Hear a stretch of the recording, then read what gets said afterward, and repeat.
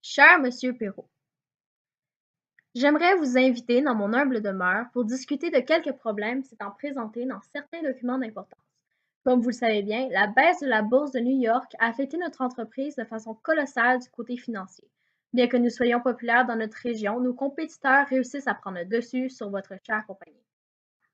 Je vous invite donc ce mercredi soir au crépuscule pour bavasser de ces accros qui pourraient mettre votre entreprise en danger. Ainsi, nous pourrons en parler en dégustant un succulent souper préparé par un des chefs les plus réputés en Europe.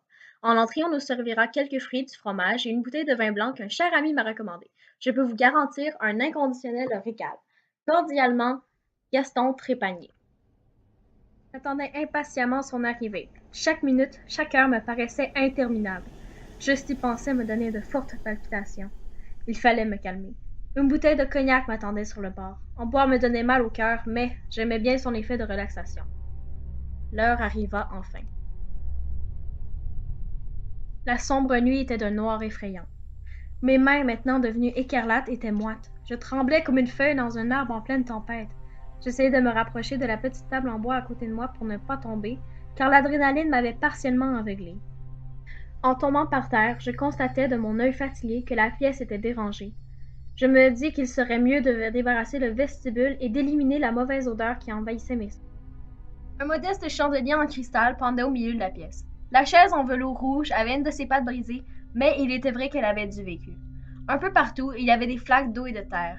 Des taches rouges et brunes avaient coloré le motif floral du papier peint et commençaient à envahir l'élégant tapis turc à franges que j'avais rapporté d'un de mes voyages. Le vieux parapluie avait des taches de couleur qui sortaient de l'ordinaire. Il serait insensé de laisser ma demeure dans ce piteux état et ne rien faire.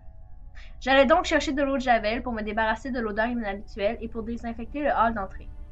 Après un nettoyage vite fait, je mis mon manteau ainsi que mes bottes et mis les pieds dehors pour débarrasser les ordures. Seule la lune éclairait le firmament.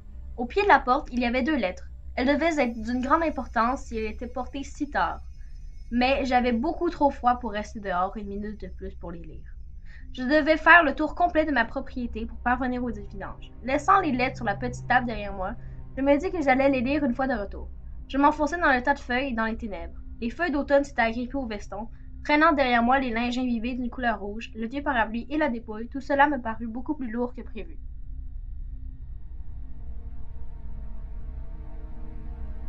Déposant le corps, visage contre terre, je pris une pelle et commençai mon travail.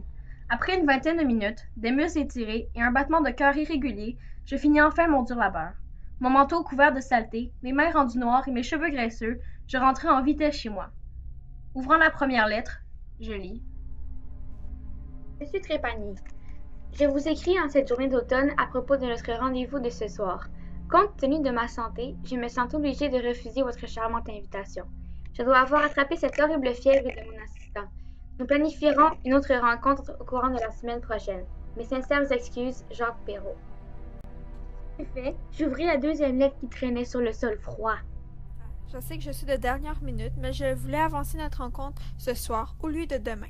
Étant donné mon rendez-vous chez le médecin demain, je serai devant la porte de ta maison ce soir au crépuscule. Jean Trépanier. Avant la fin de cette lettre, j'entendis quelques bruits de pas brusques derrière moi. À ce moment-là, j'entendis un homme crier à l'avant de mon logement. « Gaston Trépanier, vous êtes en état d'arrestation pour le meurtre de Jean Trépanier. » Un long silence s'ensuivit quand je compris que j'avais commis le mauvais meurtre.